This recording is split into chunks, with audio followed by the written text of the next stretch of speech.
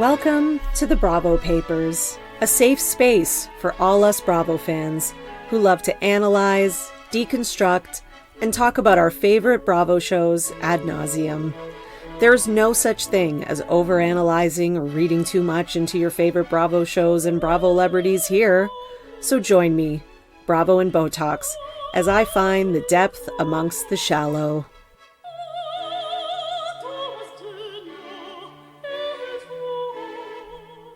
Hello, everyone, and welcome to the Bravo Papers Bravo Weekly News.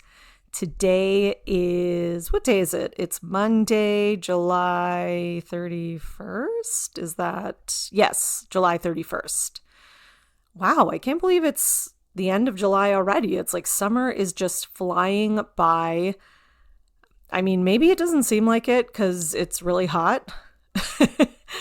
I mean, it's not like any hotter here. You know, I'm in GTA, Canada, which is the Greater Toronto area of Canada, and I feel like it's kind of the same amount of hot as it usually is. There's a lot more rain, but I know that in a lot of places there are insane heat waves, so feel for everyone, sending my love, and I hope that, like I said last week, hopefully you are able to stay cool and that you have some good air conditioning. Otherwise, you may have to be like Ramona and call someone to bring it in.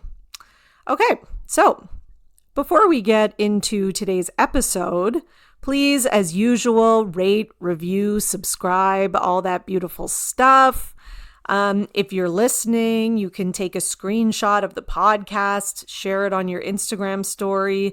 You know, you might feel like that doesn't really do anything, but it does.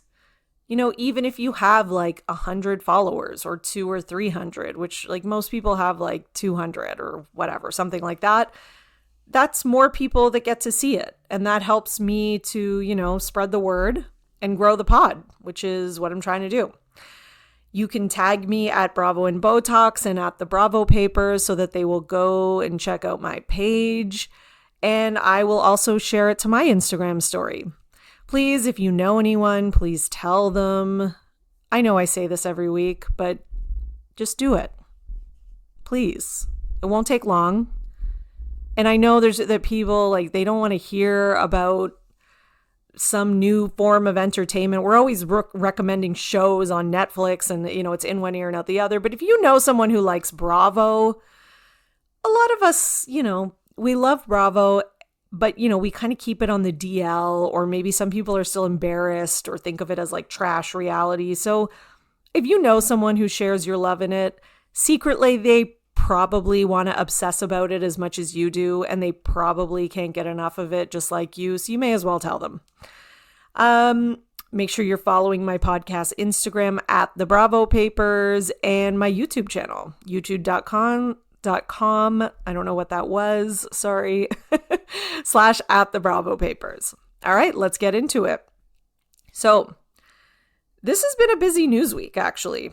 I thought last week was busy. This week, the stories maybe are not as, I don't know, maybe they don't have as many moving parts to them, but there are a larger quantity of stories.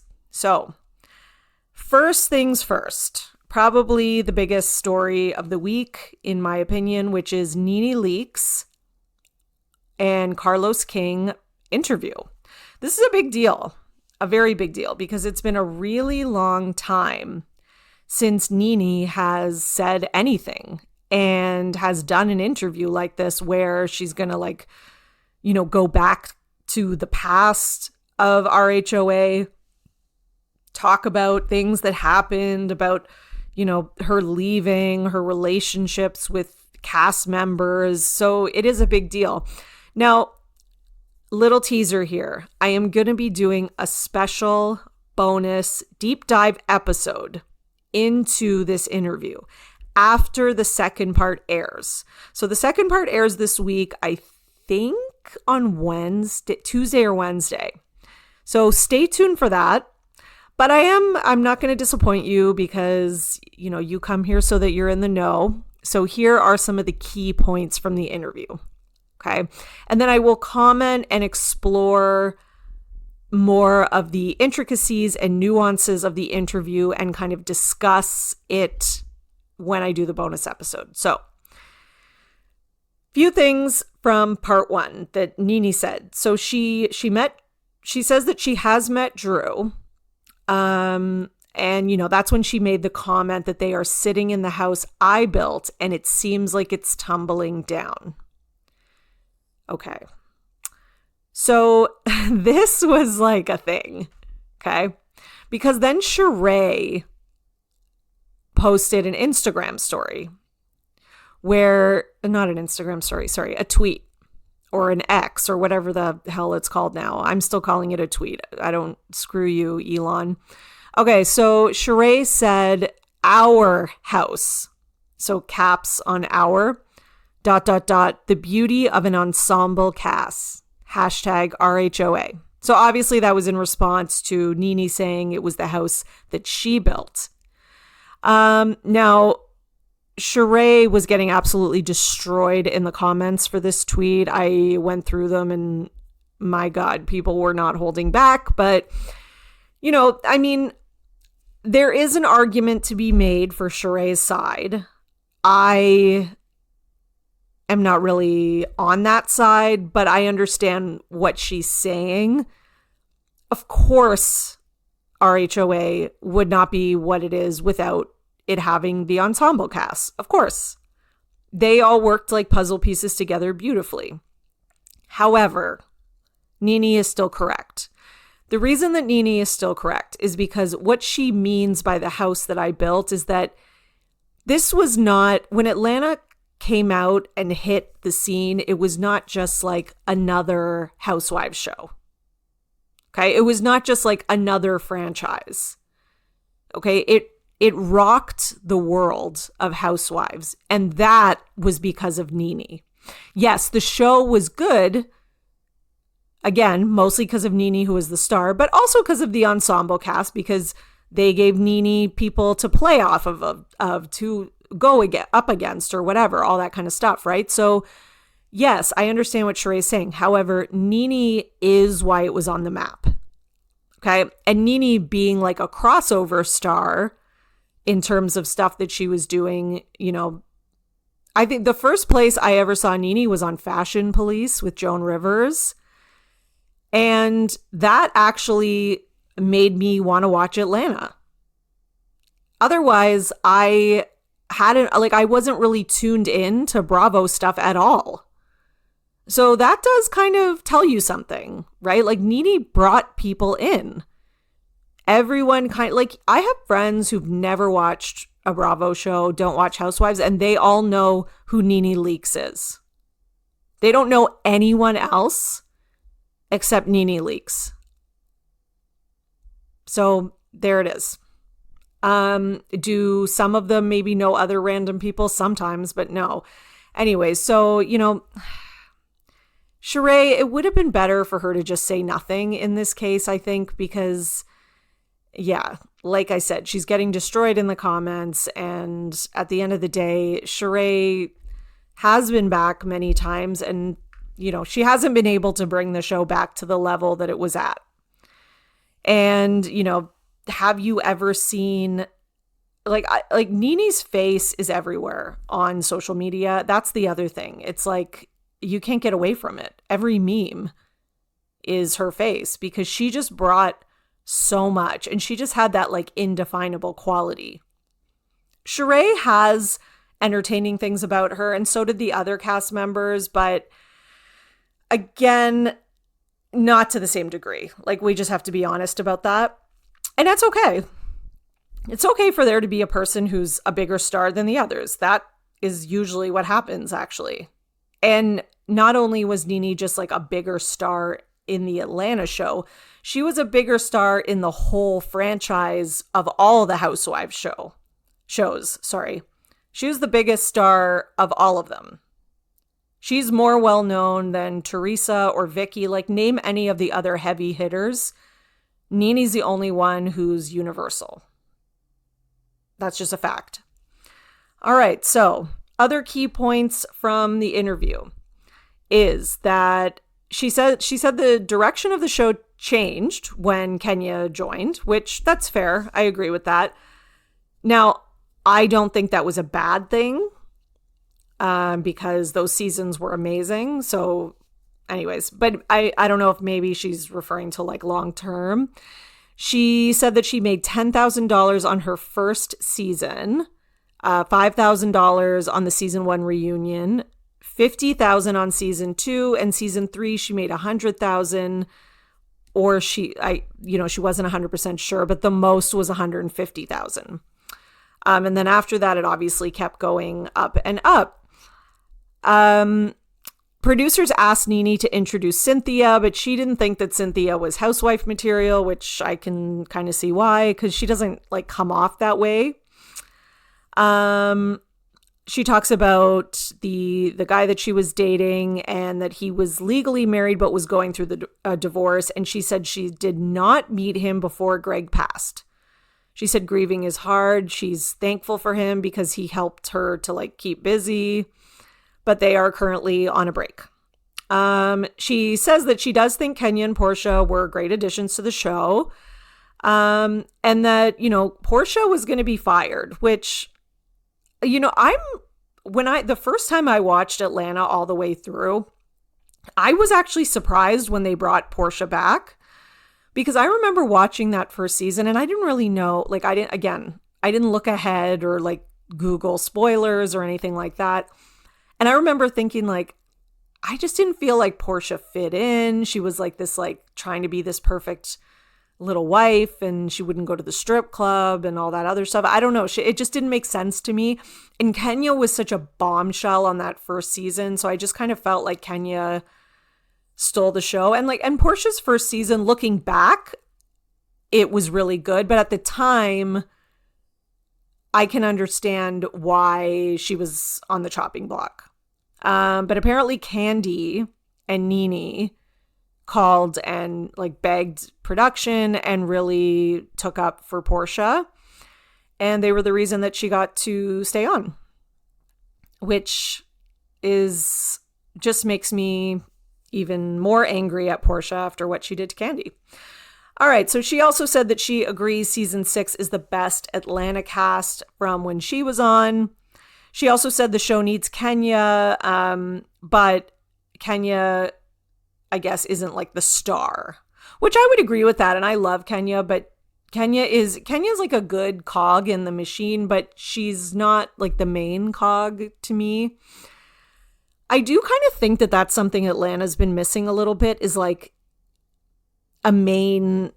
I think just because we were so used to it having the leading star as Nene for so long, that since Nene's been gone, there hasn't been one. I know some people would argue Portia was, or Portia tried to be, but I actually think Portia failed at it. She tried, and Portia is a great addition to the show, and Portia has a great presence, and she's like Kenya, a great cog. But to me, she still isn't, I don't know, she's not the center. She just never gave that to me. So anyways, maybe that's why the show has struggled. Because even Candy, Candy's great. I love Candy. But again, none of those women, they're all good together with others. So I don't know, maybe RHOA does need a reboot. It's tough to say, but it's true. So last is that basically Nene says that Cynthia was in an alliance with production to take her down. Wow, that's pretty shocking.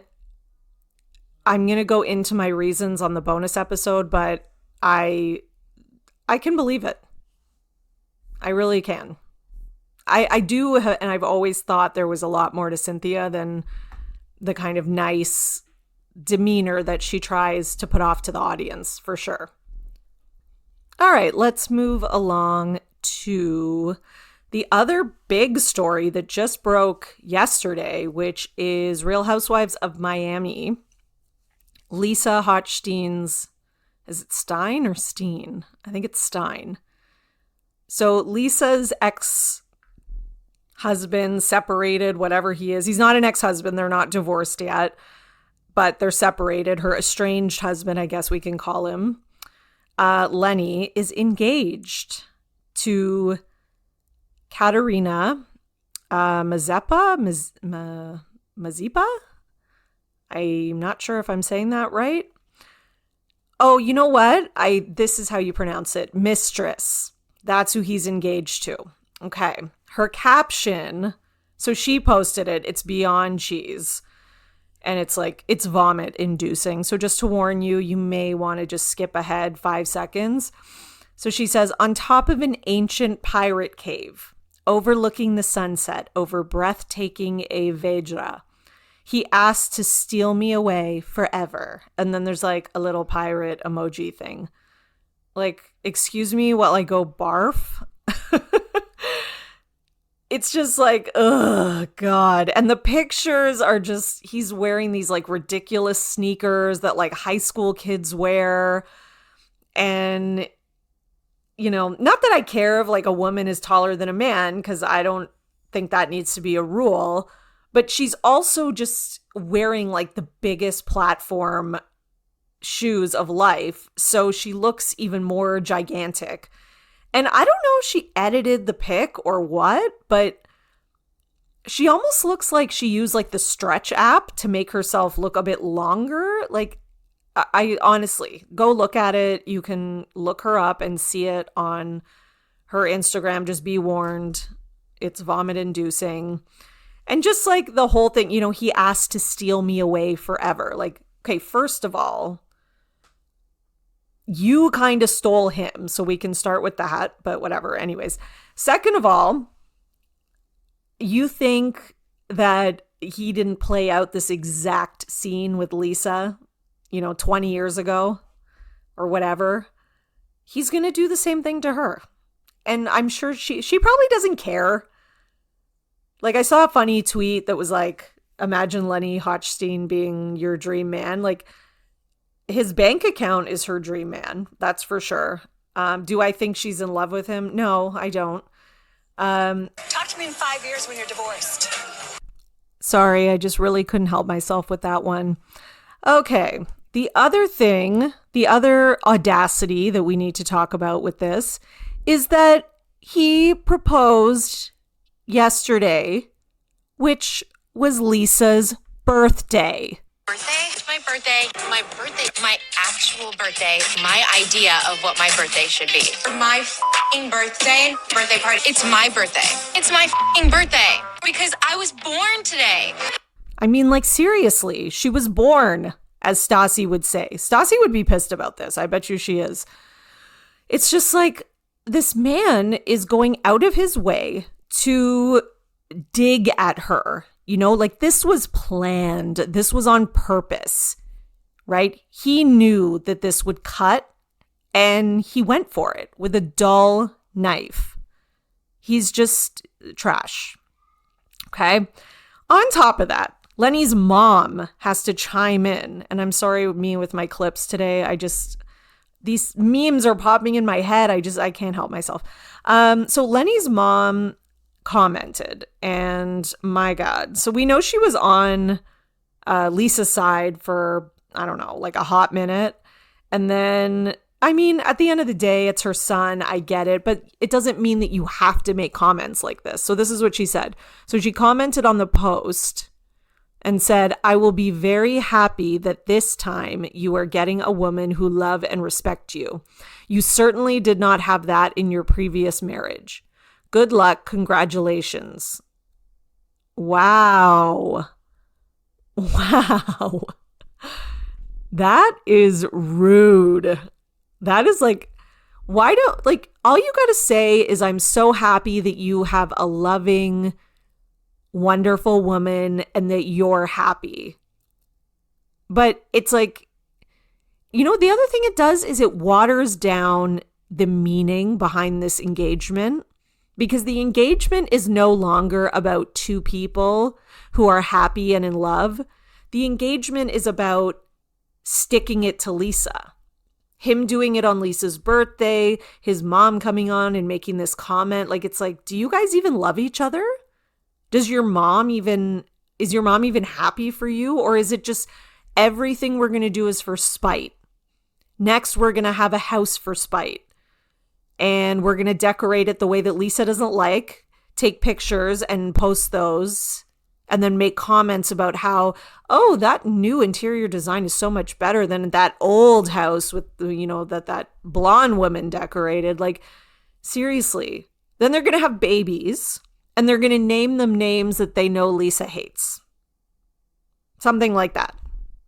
It's like, it's kind of giving obsessed, and it's kind of pathetic. Like, it's like, you're the one who left her. Why are you so, I don't know. It's weird. It's very weird. Like, it's giving like I need like Mariah Carey. Like, why are you so obsessed with me? Okay, guys, I need to stop for a second here to tell you about a new podcast that I am loving right now. Little Miss Recap with Amy Archer.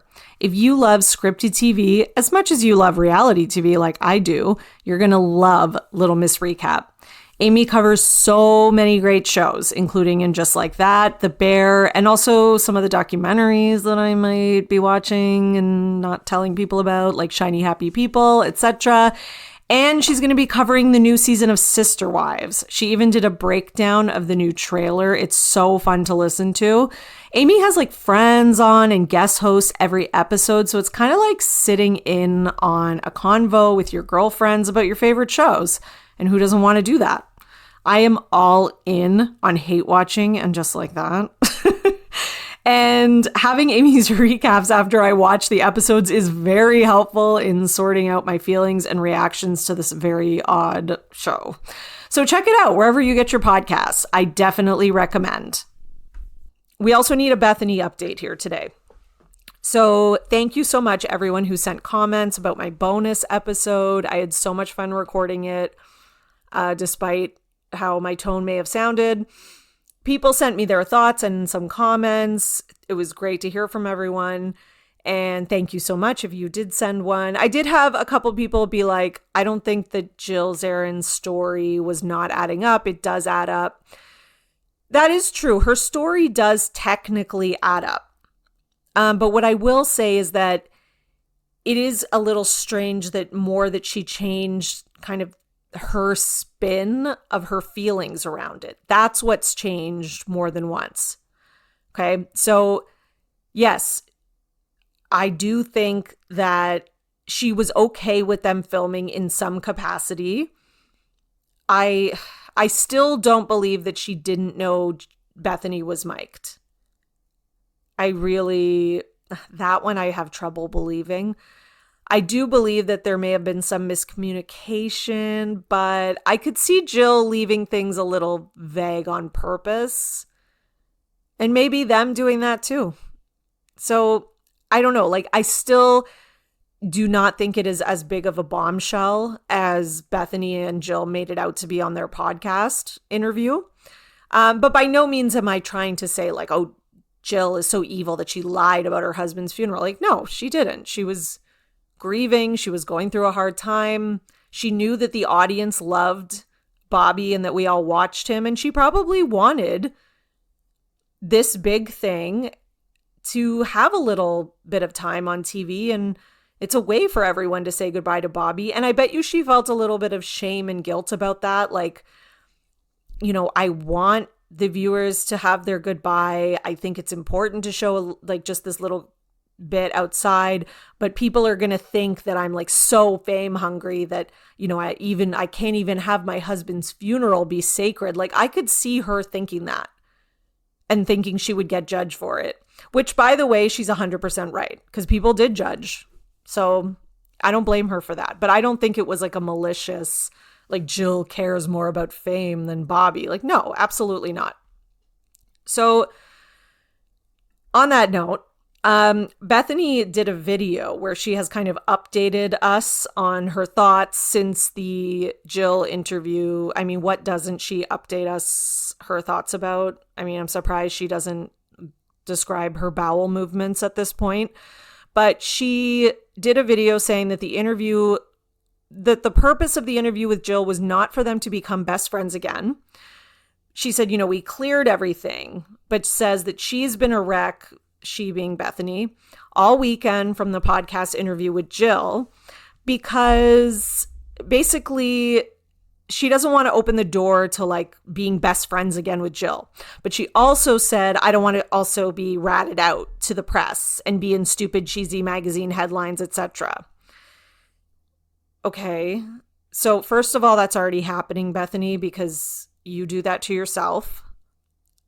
Like I saw a headline about you looking psychotic, eating seafood in your hotel room. So that ship has sailed, the dumb headlines. But on another note, is she saying that Jill would rat her out? Is that what she's saying?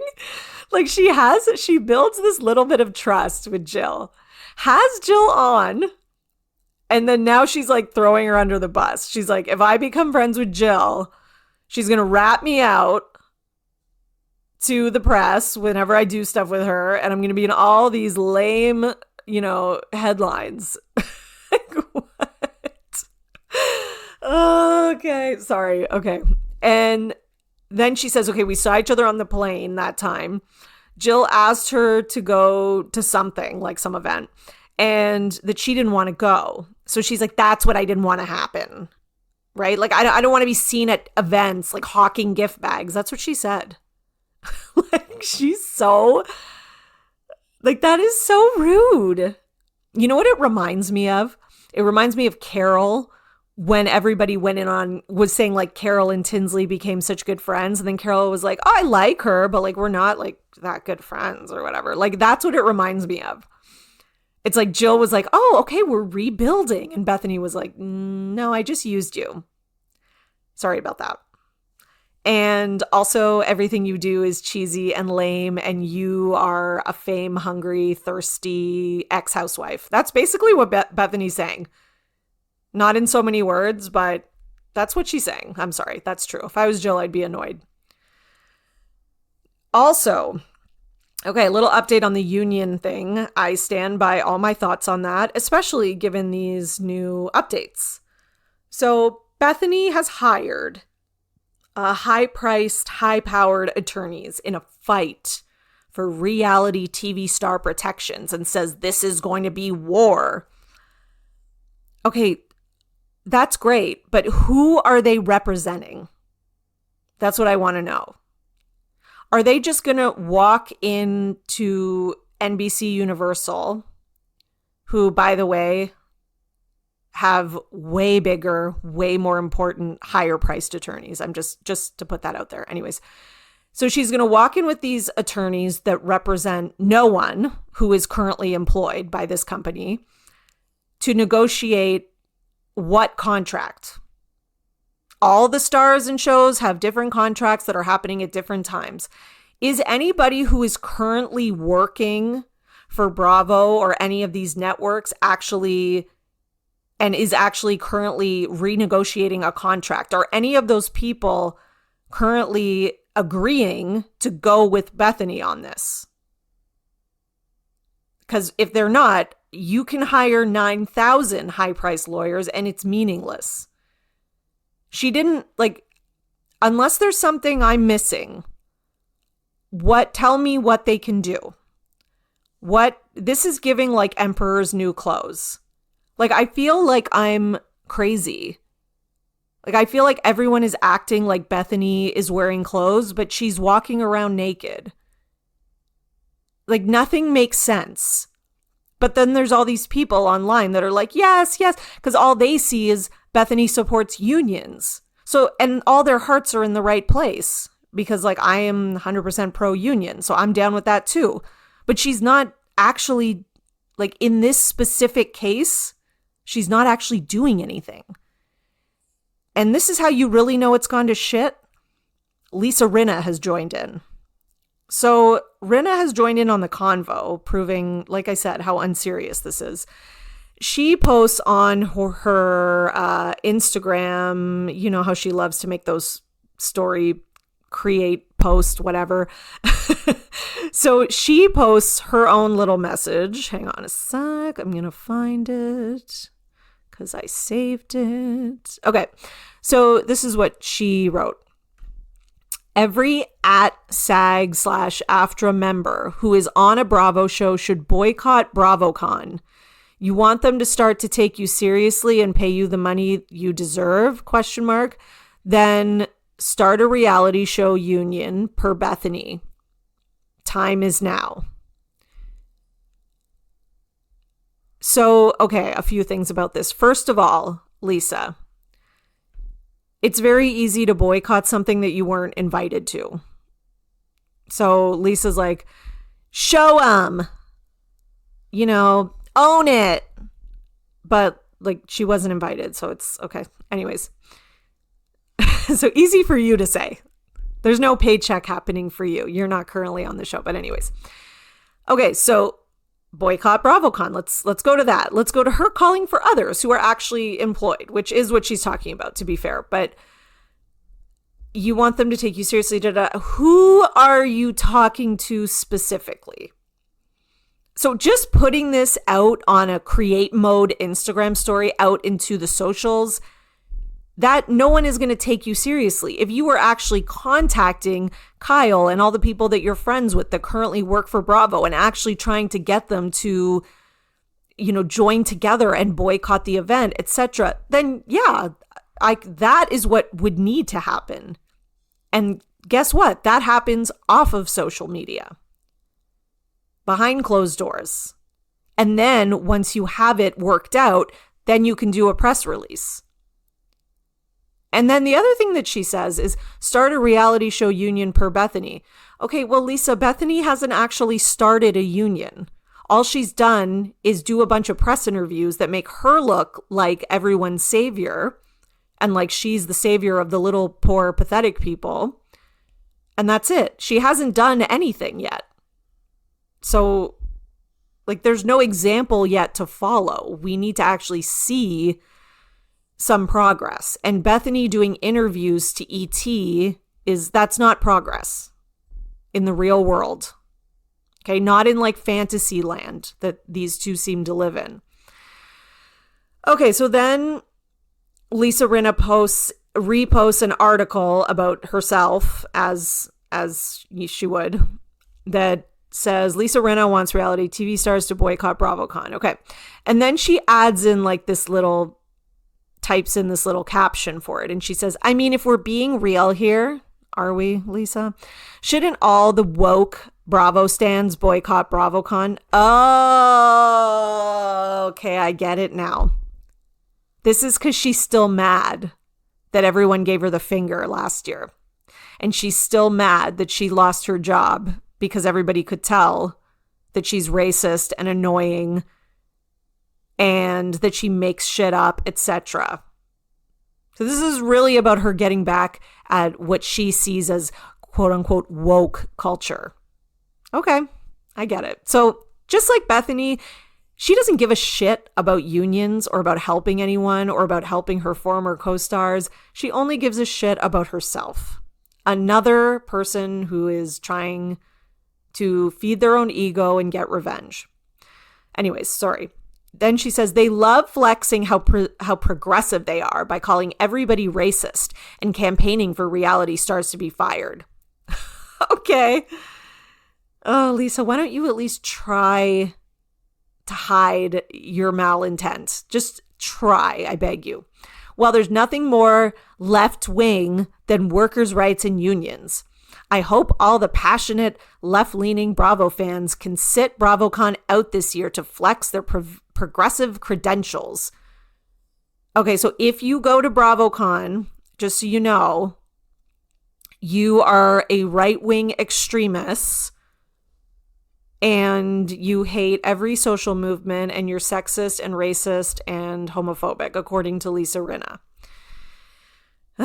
Okay. We need real action, not just tweeting that everybody is a racist for not liking Garcelle's outfit. Power to the people. And then she writes, bam. Like, oh my God, it's really embarrassing. Like she really thought she did something and she actually just made herself look even like worse and just dumb. And then why she cannot, like I wrote this on my Instagram story, but she cannot keep Garcelle's name out of her mouth. Like she really can't. She cannot help but number one, talk about, basically bring up again that she believes she was fired and it's all of our fault and not her own fault because she played the game completely wrong last season and she screwed it up. She's been pretty good at playing the game on Beverly Hills for a few years. The last couple of years, like she lost her finesse and, you know, she fucked up. That's it. Like just own it, as you like to say. She can't own it and she can't accept the fact that she played a game of chess with Kathy Hilton and Kathy Hilton won. So that's really what happened. It wasn't about like woke anything. Anyways, and then the whole Garcelle thing. Why are you back to that. Why are you even bringing it up? What does Garcelle have to do with this? Like it's really giving racist, Rinna. Like it's like, oh, if anyone, all of you people who have tried to say that there's racism that Garcelle's dealt with, you know, that's just shallow crap and that's not real. Like, that's what she's saying. And we all, like, honestly, we all know that that is Rinna's problem, right? I 100% believe, like, when Garcelle brought that accusation up that Lisa was like, oh, I don't want to talk about race on the show or whatever. 100% Lisa Rinna said that. Like, 100%. And to me, that what she just wrote here, that just proved it even more. So bye, Rinna. We don't miss you. Okay, so a lot. Like, this is what Bethenny's doing to us. Anyways, let's talk about Vanderpump Rules. There's been a lot of news about filming, but some updates. Scheana admitted that they did some group therapy thing, I guess, when they were in Lake Tahoe, and that she ended up getting partnered up with Sandoval, and it was very uncomfortable.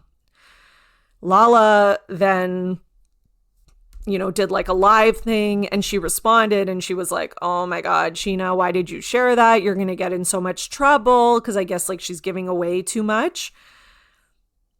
I think I have a little theory on why Scheana would do that despite getting in trouble, because she's trying to get ahead of the narrative because she knows the audience is going to be after her for probably spending this time with him, etc. So, you know, if she kind of gets ahead of it and says how she felt so uncomfortable and blah, blah, blah, you know, it'll maybe people will go easier on her once the season airs.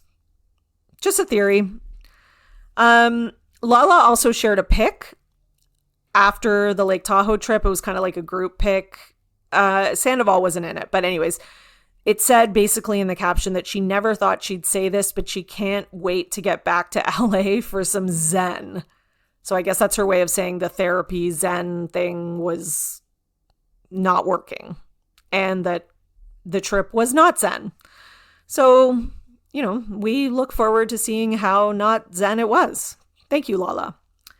Word on the street as well is that, and again, this is seriously just word on the street. Like, there is no evidence or proof to back this up, but I like to bring you gossip, not just actual factual news. So word on the street is that he, and by he, I mean Sandoval, he's infiltrating the group again. It's like he's COVID. Like people are getting infected. And they don't have a vaccine yet. Okay, so he's infiltrating the group and some people are being more forgiving than they said they would be. Again, this is not confirmed. I can kind of believe this. I don't know who yet, but actually I know one. Obviously Schwartz, obvi, that is not even debatable and not surprising or newsworthy. But I do think Brock. I could see that Brock would be like bending. I could see it. Definitely. Also word on the street is that some people are turning on Ariana because there's some jealousy with all the attention that she's gotten from this, and people maybe feel like it's a little unfair that she's gotten like such support. Now we did see, you know, Lala talk about how her and Stassi did not, or her and Stassi talked about this on Stassi's podcast, how they did not get the same level of sympathy from the audience. Now, they said because they come off a lot stronger than Ariana. I think that's part of it. Yes, because they do. I also, though, think there's another big reason that they're kind of choosing to ignore. The other big reason is that when this happened to Stassi, the show was relatively new. We were, 3 seasons in, 2 seasons in when the whole like Jack sleeping with Kristen thing happened. So yeah, we weren't as attached and involved with the characters. Like, yeah, we were into it, don't get me wrong. But and people really discount that. Like the length of time that you watch a show, you do become, whether it's fiction or nonfiction, you do become attached, involved, etc. with these people. If you watch one season of something, you're not going to have those strong, in-depth feelings. So I do think that watching their relationship, Ariana and Tom, from beginning to end was like a full circle moment. Whereas Stassi was already with Jax. You know, their relationship didn't even really seem that serious because of the way that he was just acting like such a fool. And again, we didn't like know them that well yet. And Stassi was also the villain of the show at the beginning. And then Lala, like, you can't really compare the situations. Like, number one, we barely saw Rand on camera. Like, he was non-existent for the first few seasons of her on the show. And then when he did come in, he was just like this like silly extra that like played pickleball and like joked around with Schwartz sometimes. Like he was like a non-starter kind of character. So like we didn't have that insight into their relationship. We didn't have any attachment to them as a couple. And on top of that, like no one really believed it was like that authentic of a relationship, if I'm going to be honest, because a lot of people saw how it started with the Range Rover thing and like it wasn't taken as seriously. So like we can't ignore the nuances of these relationships and the differences because they matter in terms of how the audience reacted. So anyways, I think that that's why the audience had more of an kind of attachment to this story and more sympathy for Ariana. Because I personally, and I said this, you know, I did like an episode with Emily from She Speaks Bravo. I think it was a Patreon episode, but we talked about this and I said that, you know, I was never really a big Ariana fan. And I'll admit that, like, she's always been my least favorite of the women. Like, yeah, there are men I dislike way more on the show, obviously. But, like, I was never just, like, and it wasn't like I hated her or anything like that. I just never, I don't know, she just kind of seemed, like, blah to me. Like, I kind of saw where Scheana was coming from, like, in, like, season 4 or whatever, when she called her grumpy cat. You know, and then I gave her a lot of lenience because I know, like, she has serious depression. And I thought, okay, she's been struggling with this behind the scenes and on camera. And, you know, I don't think she's a bad person or anything. I do, you know, and I also thought, okay, she's in a shit relationship as well. So she's probably not getting to be her full self. But, like, it's not like she was, like, one of my favorite characters or anything like that. I'm very curious to see who she is without Tom, because I think she could be a really likable character. I don't think that she's gotten, like, the full chance because I think she's always been in Sandoval's shadow. So she made it clear she will not film or see him. And it seems like Katie has stuck by her side, as my queen Katie would. And the group was being filmed, I think it was yesterday night, with both, and by yesterday I mean Saturday because I'm recording this on Sunday, with both Ariana and Tom in attendance but not interacting. So they had the Lake Tahoe trip. Katie stayed back with Ariana, and then there was like some group event at, I don't know, a restaurant or somewhere like that. And yeah, there's like a little, somebody filmed it, and it's like Tom like turning around to realize Ariana's like in the vicinity, and he looks, but then he just turns back to whoever he was talking to. Again, this is what I thought would happen the whole time. Like, they're going to film again. They're going to be at a group event. They're just going to have to avoid each other. And the fact that Raquel is not there makes this possible. I do think if Raquel was there, it might be too much. But anyways, we'll see. In other news, Scheana and Lala were filming with Jax, Brittany, and Kristen because apparently they're filming their spinoff, and I'm not sure if they're going to do like a crossover thing or what, but anyways, so just heads up, look for that. Scheana and Lala, they had like they were out with Jax, Brittany, and Kristen at somebody's house, I think, and they got tattoos. Lala got a little O on her hand for ocean. And Scheana got summer written in script on her arm, which they're cute. Also, it seems like Tom Sandoval has a new girlfriend. Does anyone care? I don't know, but I'm going to talk about it anyways. Her name is, I'm going by her Instagram name, Kate Grant. And allegedly, I don't know if she's actually his girlfriend, but I think she is.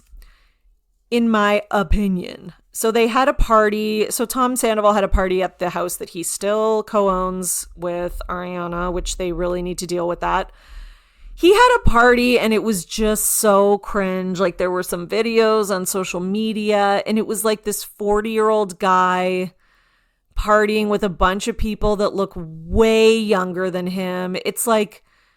It's giving like the old man who's still like trying to hang out with high school kids and it's like getting a little weird. Like that's what it was. Yeah.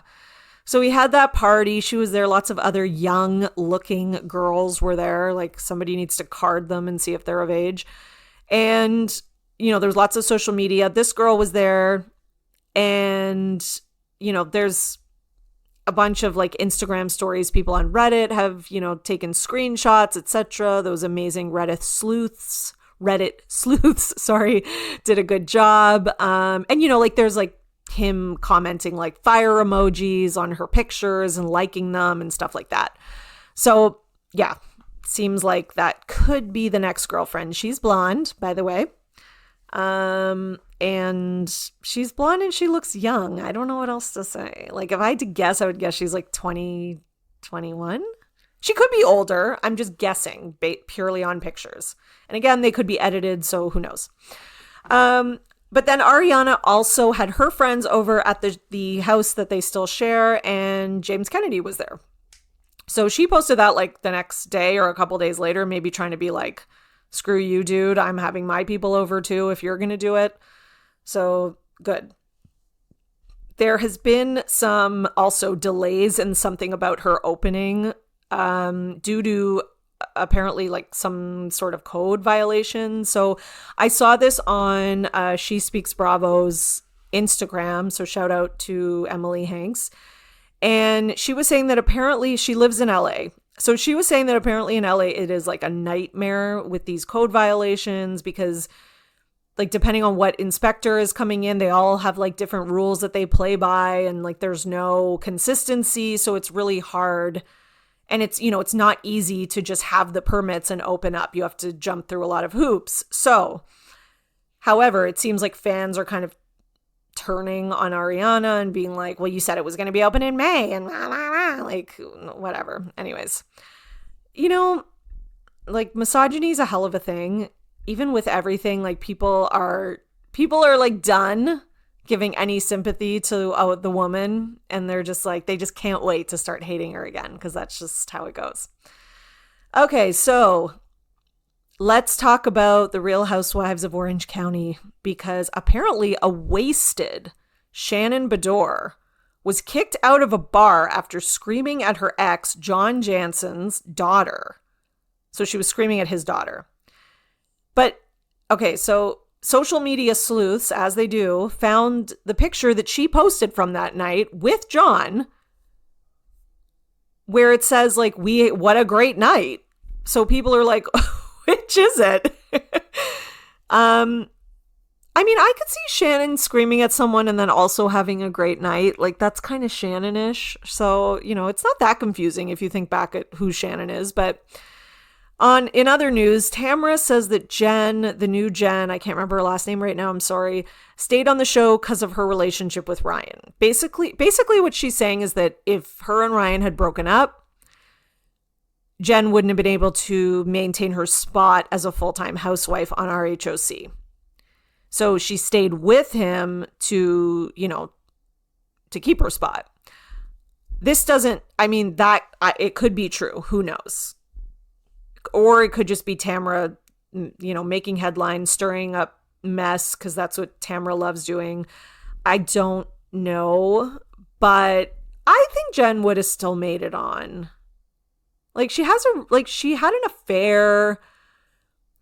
She had like that scene with her husband or ex-husband, like on film, of him like apologizing to her. Like, she came in like guns blazing with this kind of personal storyline, even if she wasn't still with Ryan. I mean, it's better that she's with him. Yes, I will say that there's more drama, but they could have, even if she was broken up with him, a lot of the fights that they've had so far this season, they could have still had. They could have still fought about like who he hit on and if he wanted to sleep with Tamra or not and blah, blah, blah. Because, just say she did just break up with him doesn't mean she's over him. So I don't know. It seems like maybe a little bit of reaching from Tamra in terms of reaching for headlines. Heather Dubrow, on the other hand, has bought a $16 million mansion in Beverly Hills to renovate.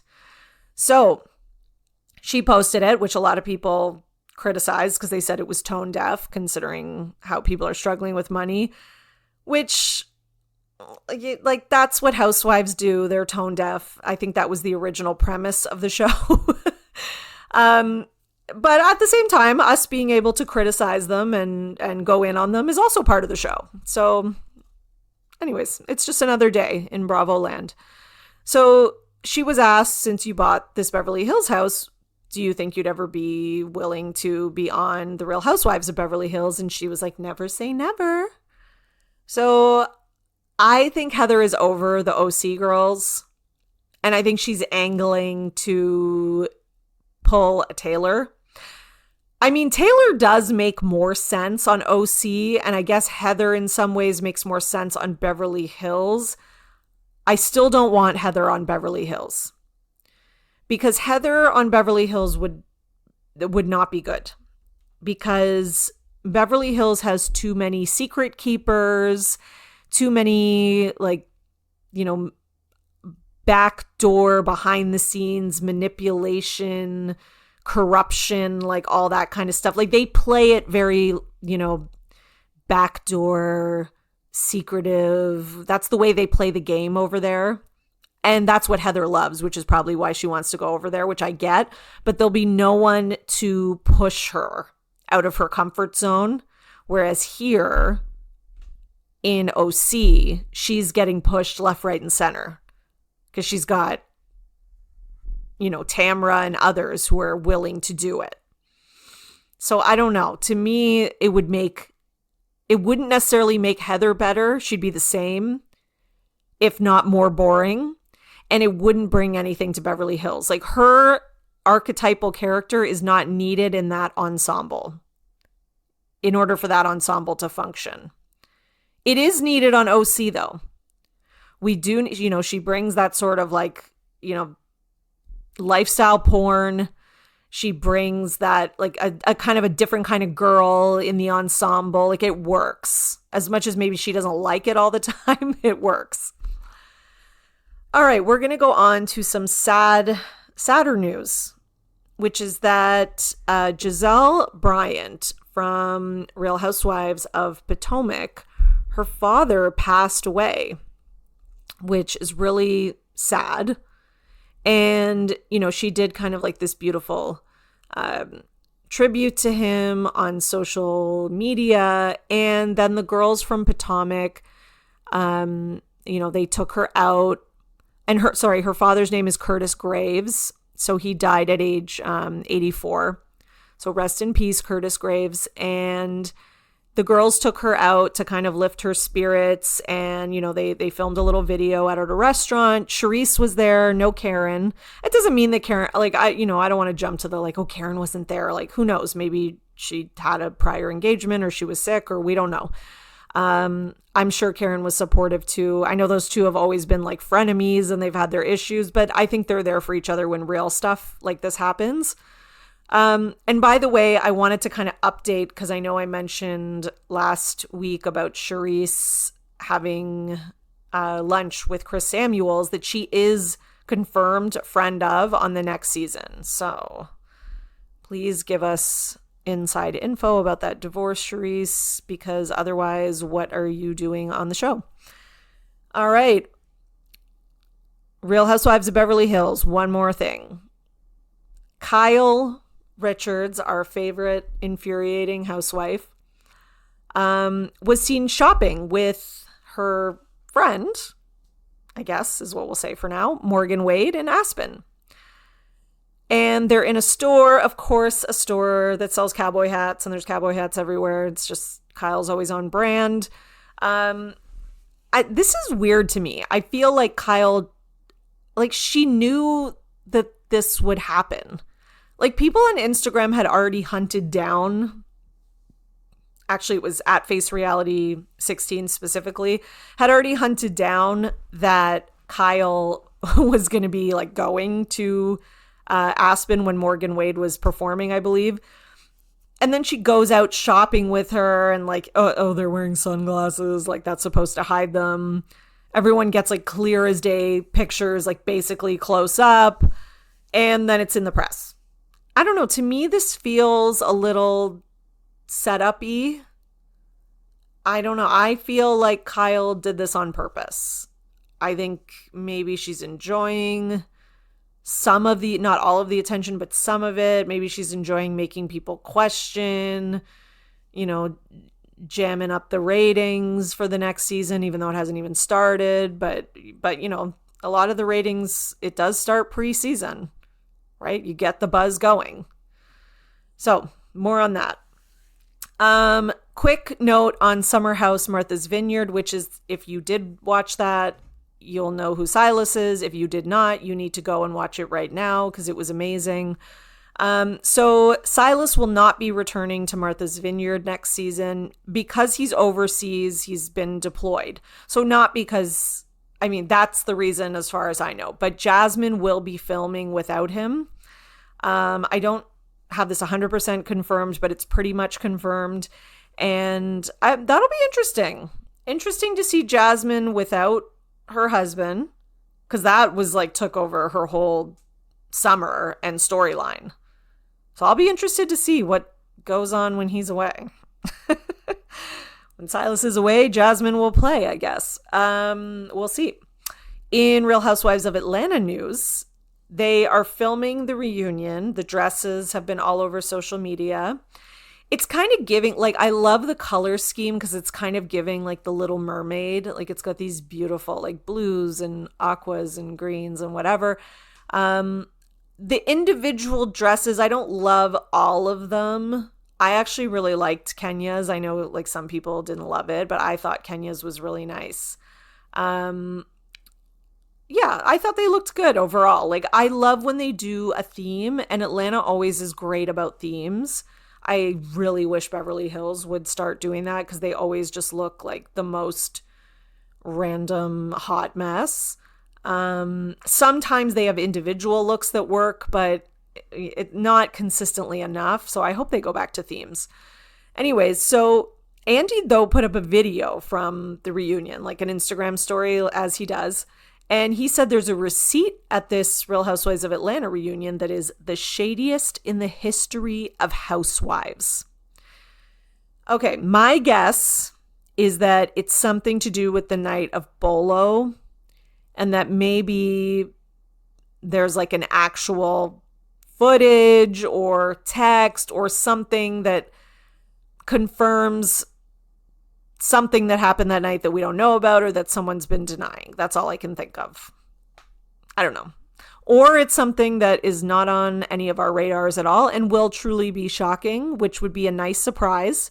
But we know how Andy often disappoints us when he does these little teaser things.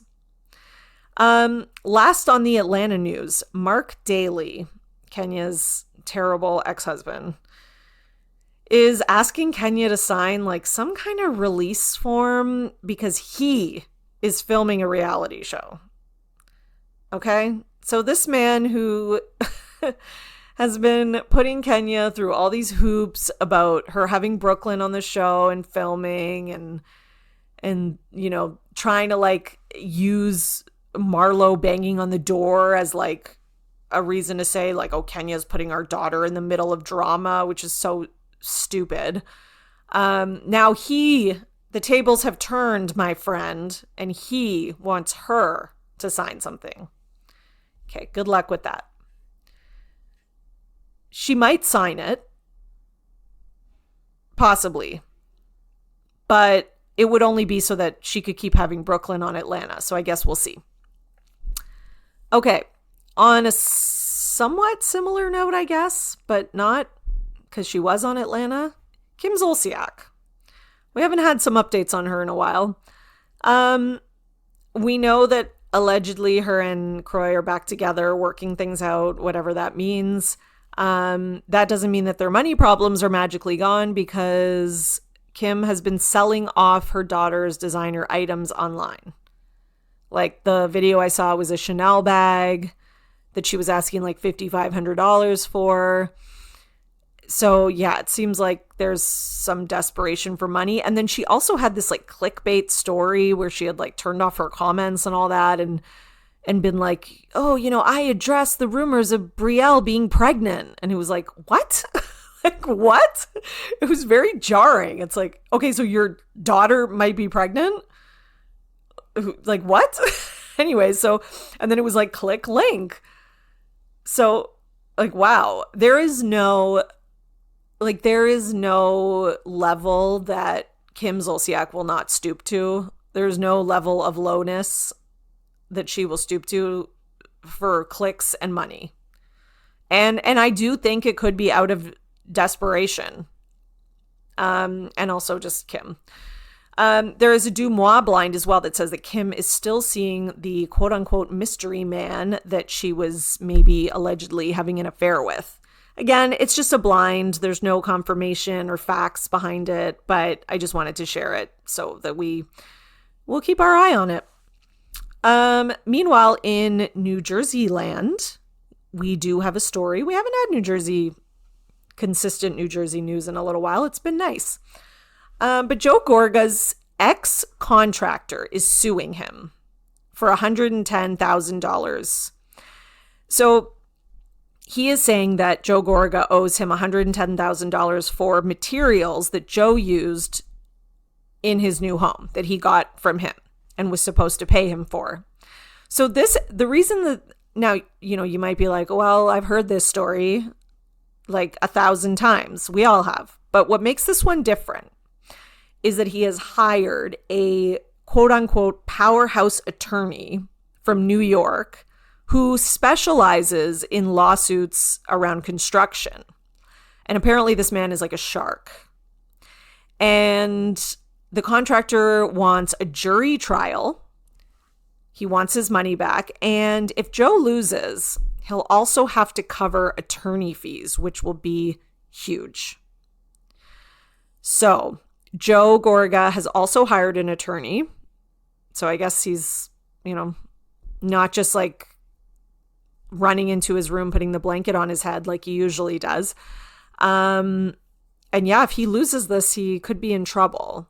So one thing I will say is that I wonder that if because of all the stories that have come out about Joe not paying people, and then it's like years later, and then it's hard to like be litigious maybe years later or have a case or still have all, facts and stuff. I wonder if this person is going full throttle with this lawyer right away, because they know if I wait, right, like the house just got finished in the last year. If I wait, I'm never getting this money. Now, I will say there was a comment on the post that I just want to read it because I get so many DMs like this from people who live in New Jersey, that it's like a known thing that Joe doesn't pay people and all this stuff and that it never gets talked about. So somebody commented, in the building world in New Jersey, everyone knows Gorga doesn't pay. He screws over a lot of smaller businesses. My husband does a lot of work in the same area. Gorga's reputation is known. I'm happy someone is fighting back. As a business owner, I don't respect people nor longer do business with them for this kind of sketchy behavior. I bet he doesn't have $110,000 cash to pay up. I mean, yes, you could say like that's just a random commenter. They can say anything. Of course, it's just a random person. But I will say I've gotten more DMs from people in New Jersey about along that same topic lines than almost anything else. Every time a season of Jersey's on. By the way, they are going to be filming New Jersey at the end of August. They're starting filming at Jersey Shore. Like, God help us all. They really couldn't give us what we wanted. I get it. The ratings were good. So they're like, if it ain't broke, don't fix it. Kind of like Joe Gorga. All right, let's talk last but not least is Summer House, the original Summer House. Lindsay and Carl are filming, which I was surprised. I am as surprised about Lindsay and Carl filming as I was that they made no changes to the New Jersey cast and that they're filming at the Jersey Shore in summer.